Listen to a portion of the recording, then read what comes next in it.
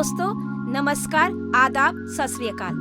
मैं आपकी होस्ट दीपाली देशमुख आज आपके अपने फेवरेट प्रोग्राम डार्क रिलेशन में अगली कहानी प्रस्तुत करती हूँ, बच्चात ससुर।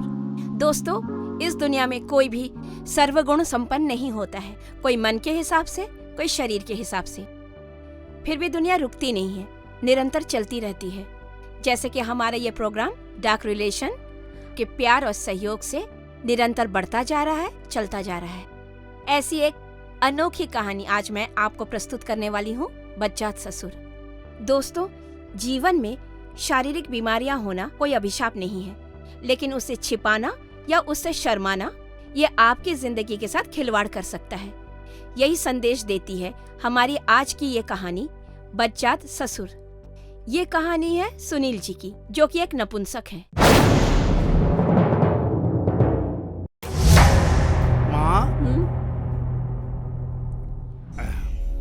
मेरा रिपोर्ट नेगेटिव आया है। पर क्या करोगे बेटा, करोड़ों की जायदाद है हमारी, पर उसका क्या फायदा अगर तू अपना नहीं। काश तू अपने घरवाले की कमी की बात कर दी होती तो भी बेटा मैं बहुत खुश हो जाती, दिल को बड़ी तसल्ली हुई होती। इसमें मेरी क्या गलती है माँ? गलती कह रहा है तू इसे? अब तू मेरा मुंह मत खुलवा। अपने हाथों से तूने अपना घर बर्बाद कर दिया और साथ साथ मेरा भी बर्बाद कर दिया। हमेशा के लिए मेरा मुंह बंद कर दिया तूने। माँ, ये क्या अनशन बक रही है? दिमाग है, कुछ तो सोचा करो। अच्छा, मैं अनशन बक रही हूँ? हाँ, ये जो तू कर रहा है ये कुछ नहीं है। अच्छा, अंजलि के घर पे हर हफ्ते तू जाया करता था ना? क्यों जाता था? कभी सोचा है? हर हफ्ते क्या करने जाता था तू? बता दे मुझे।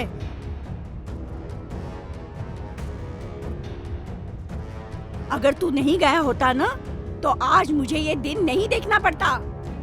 इसमें सोचना क्या है? मैं बीमार था माँ, ट्रीटमेंट चल रहा था मेरा। पर तू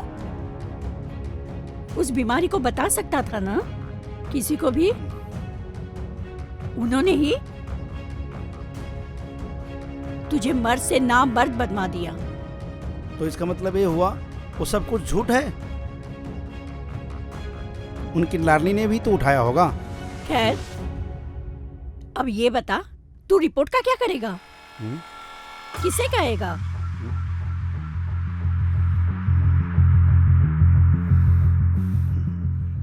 कैसी रिपोर्ट? क्या गपशप चल रही है? इससे क्या कहना? क्या है? किसकी बातें कर रहे हो तुम लोग? तुम दोनों कभी तो शांत रहा करो, शांति से बात कर लिया करो। हमेशा पारा चढ़ा के रखती हो। नहीं, मैं ऐसे ही बात कर रही थी। ऐसे क्या बात कर रही है? चाय लेके आऊं आपके लिए? नहीं, रहने दो चाय। पहले बताओ कैसी बात कर रही थी? रहने दीजिए अभी। अंजलि बना देगी, तुम तो बैठी रहो।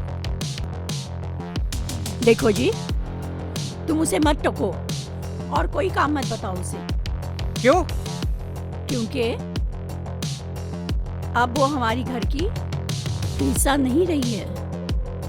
हिस्सा नहीं रही? क्या बोल रही हो तुम? क्यों नहीं रही? क्यों ऐसी बातें कर रही हो तुम? दिमाग तो दुरुस्त है ना तुम्हारा? मेरा तो दुरुस्त है।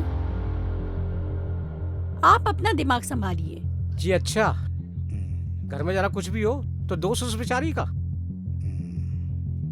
तुम्हें अगर छींक भी आ जाए तो बर्दाश्त नहीं करती हो, पूरा घर सर पे उठा लेती हो। पता नहीं तुम्हारे दिमाग में पता नहीं क्या भरा हुआ है, भूसा भरा हुआ है। तुम दोनों ने तो उसी को निशाना बना के रखा है। रात दिन सुबह शाम एक ही टारगेट है। तो आप बना लीजिए हम दोनों का उसका टारगेट। निकालो अपने मन की भड़ास। ना फिर सुनना, ना फिर गिनना। आपको तो पागलपन है उससे हमदर्दी का। तुम ही बताओ कुछ। क्या बात है गुल छड़ी का, जो गुत्थी तुम सुलझा नहीं पा रही हो? ओ पापा, अंजलि। अंजलि? क्या हुआ अंजलि को? पापा, अंजलि कभी माँ नहीं बन सकती है। कारण? कारण ये है पापा मेरी रिपोर्ट आई है नेगेटिव और मेरी शुक्राणु नील है। वाह बेटा वाह, संभालने का सबूत खुद को नहीं और जुल्फों की खता। कहाँ है अंजलि? वो अपने रूम में है। होगी अपने आप में गुस्से में ही। शुक्र मना रही होगी। तुम बैठे रहो ऐसे ही। गोद भराई से पीछा छूटा उसका। हम जा रहे हैं नंदा के घर पे। और सुनो, आने में देर हो जाएगी। अपने लाडली नसीबों वाले से खाना गरम करके खा लेना। ए सुमित, चल उठ।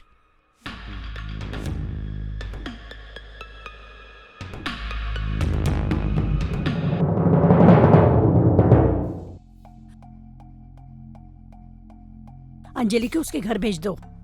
माँ, मुझे माफ कर दो। देख, जो कह दिया सो कह दिया। और ये जो बैठा है ना, वो तेरा मर्द है आदमी या ना मर्द है, ये तू देख ले।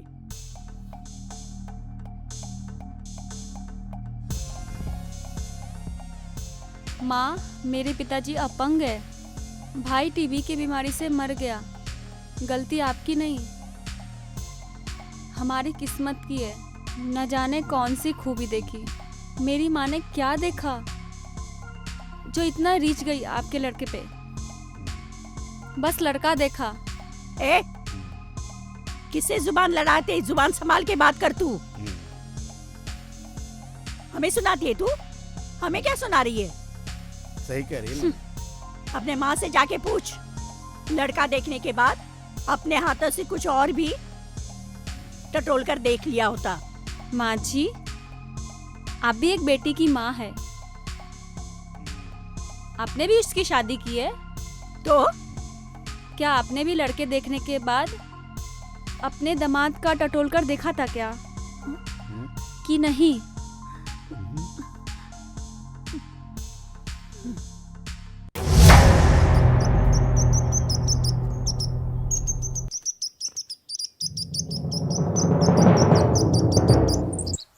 अरे अंजलि कहाँ हो?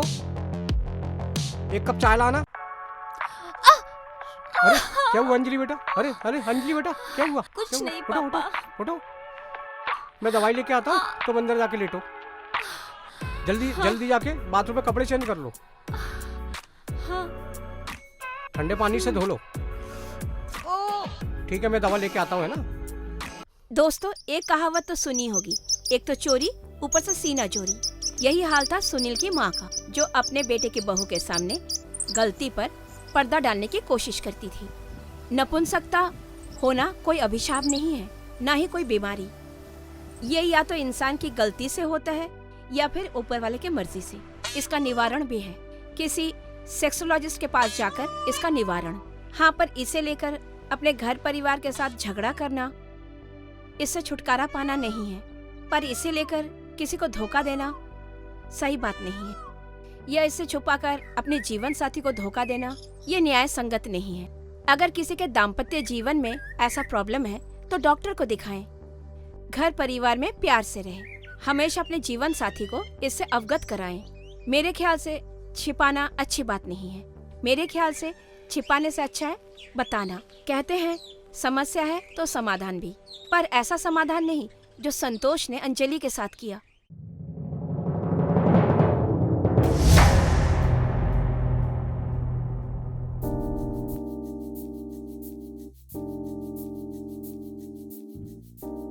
अंजलि, अरे ये तो सो गई। मैं दवाई लगा देता हूँ।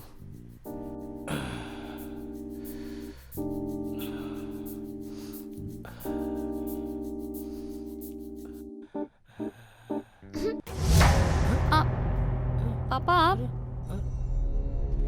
जग गई तुम? क्या कर रहे हो ये पापा? अरे वो तुम जली हो ना, तो दवाई लगा रहे हो। ये लेटी रहो, लेटी रहो।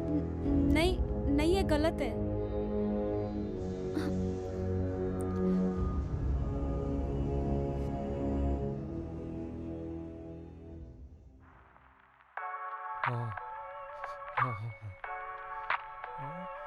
लो।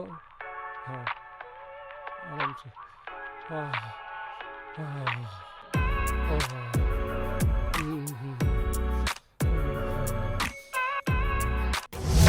नहीं पापा, ये गलत है। नहीं नहीं, गलत है। नहीं, लेटी रहो, लेटी रहो। ऐसा मत करो पापा। मुझे मेरे घर में चिराग चाहिए। लेट जाओ। पापा छोड़ दो। नहीं।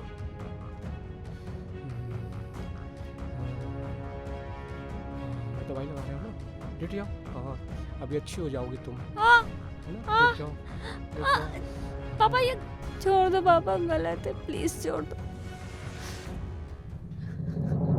संतोष महाजन ने अंजलि के साथ सिर्फ बलात्कार नहीं किया, बल्कि उस रिश्ते को तार तार भी कर दिया, जिसे हमारे समाज में एक श्रेष्ठ और पवित्र रिश्ते के नाते देखा जाता है। ऐसे संकीर्ण मानसिकता वाले का हमारे समाज में कोई जगह नहीं है।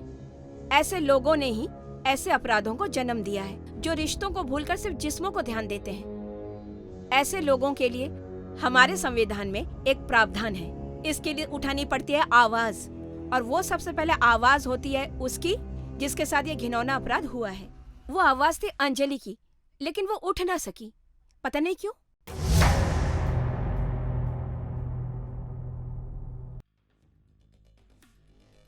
माँ, मैं अपना दोस्त डॉक्टर योगेश से बात कर ली है। वो कह रहा था कि आजकल बहुत तरीके हैं। अच्छा, तुम लोग चाहो तो अंजलि बच्चा पैदा कर सकती है। अच्छा।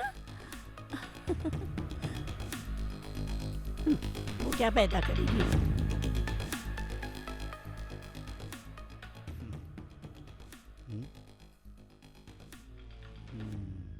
तुझे तो उससे बच्चा पैदा करवाना ही है ना? हम्म। तुझे उससे बच्चा पैदा ही क्यों करवाना है? फिर तो वो यहीं जम जाएगी। ये क्या बोल रही माँ? सुन, बची खुची जो तेरी जिंदगी ना, उस पे मूंग डलेगी वो, समझा?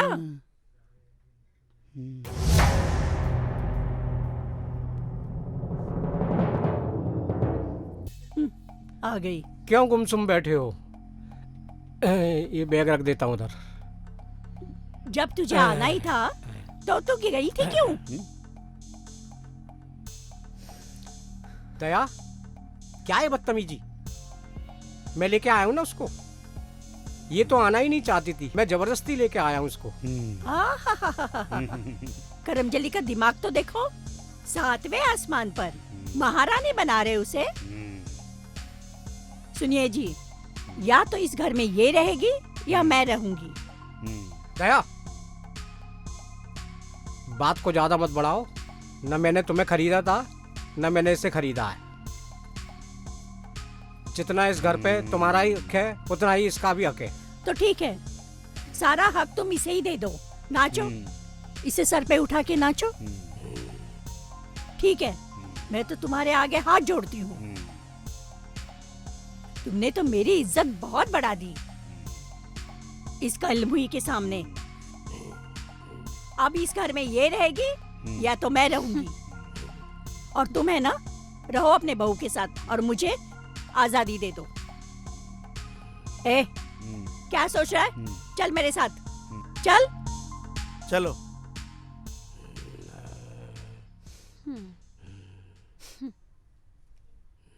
दोस्तों, कहते हैं कि परिवार वो होता है जहाँ सुख दुख मिलकर काट लिए जाते हैं, लेकिन ऐसा परिवार जहाँ हवस और लालच हो, वो परिवार कभी फलते फूलते नहीं है। कुछ दिन बाद पाप का घड़ा भर ही जाता है। पर इस पाप के घड़े को जल्दी फूटना था। जहाँ अंजलि की माँ काम, पैसे और सेक्स के लिए संतोष कुमार को ब्लैकमेल करती थी, उसके बदले वही संतोष कुमार अपनी बेटी समान बहू का शोषण करता था। त्रिशांकु बन गई अंजलि की जिंदगी। क्या करती? कुछ सोचती, कुछ समझती, पर माँ के जोर देने के कारण उसको मजबूरी में करना पड़ा। समझौता को ही अच्छा समझा। अपने दिल से उठती हुई आवाज का गला घोट दिया, क्योंकि वह गर्भवती हो चुकी थी। लेकिन उधर विमला के दिमाग में कुछ और ही खिचड़ी पक रही थी। देखा आपने, इसे अंजलि की मजबूरी कहे या उसकी माँ की जालसाजी, जो पैसे बटोरने के चक्कर में अपनी ही बेटी की जिंदगी खराब करना चाहती है। ऐसी माँओं के लिए रिश्ते से बढ़कर होता है पैसा, और अंजलि उसके लिए माध्यम थी।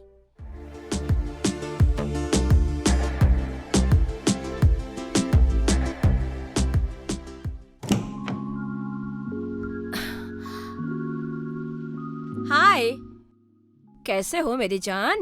अरे समझन जी, सुबह सुबह अचानक? हाँ, अचानक आ गई। आओ बैठो। क्या करूं, रात भर नींद नहीं आती है। अच्छा, हाथों में बहुत खुजली हो रही थी। अरे एक हफ्ते पहले तो पैसे लेके गई थी तुम। मेरा बहुत छोटा बिजनेस है, जो कमाई होता है तुमको दे देता हूँ। बस दुकान के किराए से मेरा और अंजलि का गुजारा खर्चा चल रहा है।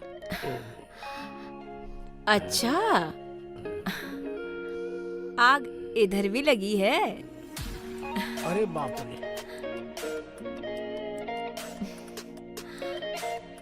नहीं, मैं बहुत परेशान हूँ। आज सुबह से अंजलि दरवाजा नहीं खोल रही। हाय भगवान, उसने कुछ उल्टा सीधा तो नहीं कर लिया? भाई कुछ समझ में नहीं आ रहा। हाँ, चलो देखते हैं। अंजलि, अंजलि, अंजलि दरवाजा खोलो। अंजलि, अंजलि बेटा दरवाजा खोलो। दरवाजा खोलो बेटा। अंजलि, अंजलि अंजलि, सुबह से नहीं खोल रही क्या हो है, पता गया? नहीं क्या हो गया। अंजलि ने आत्महत्या कर ली, पर ये इन समस्याओं का हल नहीं है। लेकिन जब इंसान टूट जाता है तो उसके सामने कोई और रास्ता दिखाई नहीं देता है। पर यह गलत है। अगर पहली ही बार उसकी आवाज दबाई नहीं गई होती तो आज अंजलि जिंदा होती। अंजलि को समस्याओं से छुटकारा पाने का एक यही तरीका सही लगा।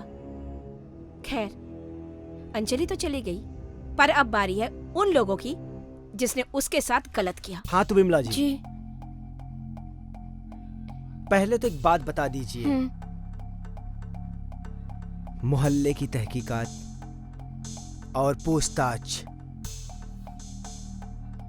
तथा सीसीटीवी फुटेज से पता चल गया है क्या?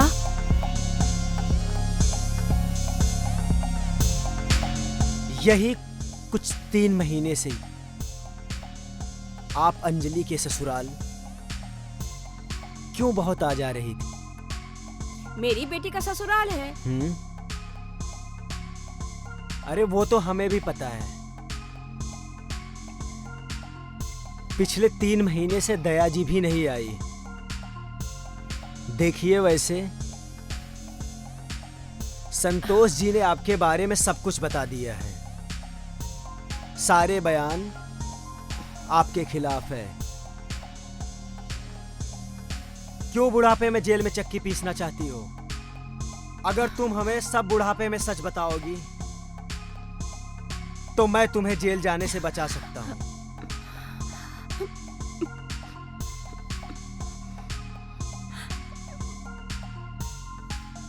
मुझे माफ कर दीजिए इंस्पेक्टर साहब।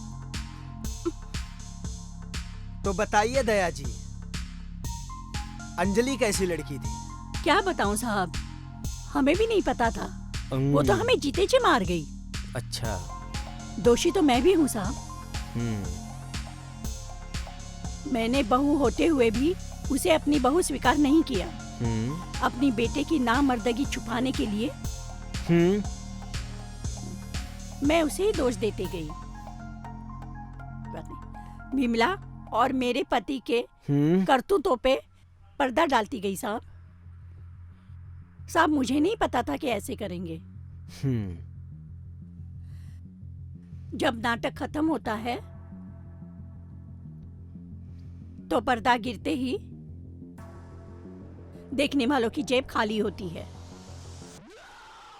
और दिखाने वाले माला माल हो जाते हैं। पर मैं अपने लालच में कहीं की भी नहीं रही साहब। अच्छा। तो चलो, अब तुम भी हवालात में चक्की पीसोगी। हाँ, अंजलि कैसी लड़की थी? अंजलि अच्छी थी सर, पर मैं अपनी माँ के कहे पे चलता रहा। हमेशा माँ की बातों में चलता रहा। ओके। इनफैक्ट वो तो हंसती खेलती थी। वो इतना गंभीर कैसे हो गई मुझे मालूम ही नहीं। अगर तुम नामर्द थे तो वो गर्भवती कैसी हुई? क्या? अच्छा संतोष जी, हम्म ये बताइए हम्म अंजलि कैसी लड़की थी? आपका उसके साथ क्या रिलेशन था? रिलेशन? वो मेरी छोटी बहू थी। अंजलि जब घर में आई थी, शादी के 3 साल बाद पता चला सुनील नपुंसक है, वो कुछ नहीं कर सकता। मुझे अपने बेटे के खानदान की चिंता थी सर, इज्जत का ख्याल रखना था। अंजलि भी बुझी बुझी सी रहती थी। मेरी पत्नी दया मुझसे नफरत करने लगी थी। दया उसे घर में नहीं रखना चाहती थी, मगर मेरी जिद के कारण वो घर में आई थी। पर एक बार मेरा ईमान डगमगा गया। ईमान डगमगा गया था?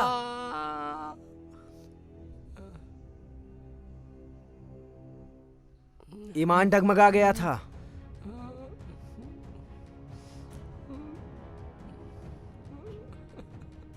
उसके सिर पे रिश्तों की मर्यादा का बोझ डालने से पहले तुम्हें मर जाना चाहिए था संतोष।